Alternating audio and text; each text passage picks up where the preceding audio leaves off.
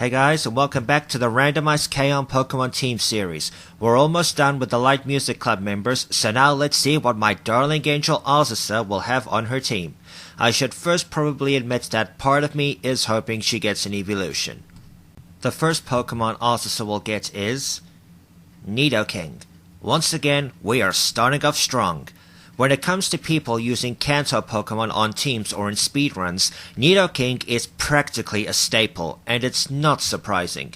It is a strong Pokemon to have. 495 base stat total with pretty balanced stats all around. And just like Nidoqueen, a very good selection of moves. I'm not kidding when I say you could ask anyone who plays Pokemon what some good Kanto Pokemon to have on a team are, and chances are Nidoking will come up. It's powerful, it's versatile. If you ever make a team that includes Gen 1 Pokemon, definitely consider using Nidoking. Pokemon number 2 for Azusa is Sidra. That's pretty alright. While it's definitely not as good as its Gen 2 evolution Kingdra, Sidra isn't bad by any stretch of the imagination. It does have good defense, special, and speed on its side. Yeah, its move pool is pretty narrow, which I guess is a bit of a problem for pure water types, but the water and ice moves will still be hitting reasonably hard. So while Sidra may not be amazing, it could still put in some work for you by hitting fast and hard. For Pokemon number 3, Azusa gets Electabuzz. That's pretty darn good. Electabuzz is definitely one of the stronger electric types in Gen 1, and it's obviously got better when it got its Gen 4 evolution. Stats-wise, it has a very respectable base total of 490, only 5 points below Magmar. While it may not have much in the way of bulk, the attack, special, and especially speed are very good. Its move pool is also reasonable for what it is.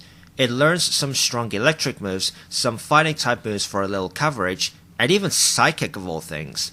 It learns one of the best Psychic type moves in the main series. This thing is pretty darn impressive, even pre-evolved. You should definitely not underestimate the power of an Electabuzz. Moving on to Azusa's 4th Pokemon, she gets Moltres. Okay, now all the birds are taken, but Azusa gets arguably the worst in Gen 1. It definitely has the stats going for it, being a legendary, like with the other two, but move-wise, Fire Spin instead of Flamethrower. What were they thinking? Don't get me wrong, Fire Spin and other similar moves are busted as hell in Gen 1 since they stopped the target from moving, but I would much rather have the power and accuracy of Flamethrower.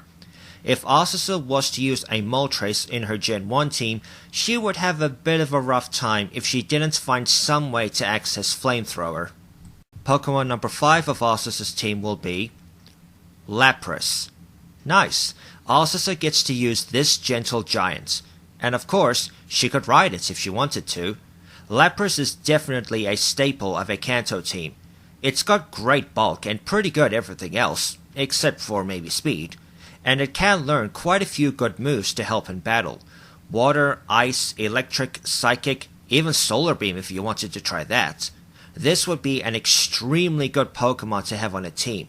It is Lorelei's ace after all. If you got the chance to use a Lapras, I would say take it.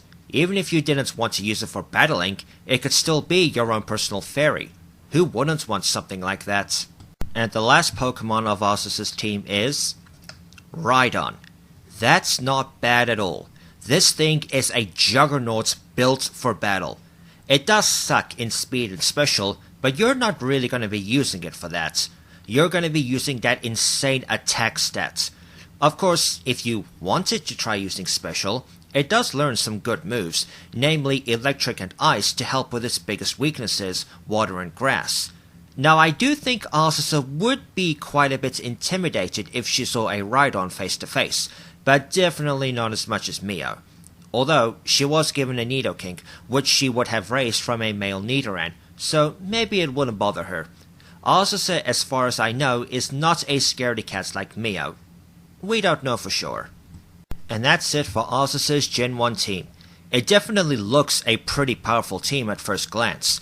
Although I'm not too sure about cute little Azusa using such ferocious looking Pokemon, but we all know she can get pretty ferocious herself, but still look cute doing it. And whether she would be a good trainer, I'm not sure how she'd feel about the whole battling thing, but she's smart.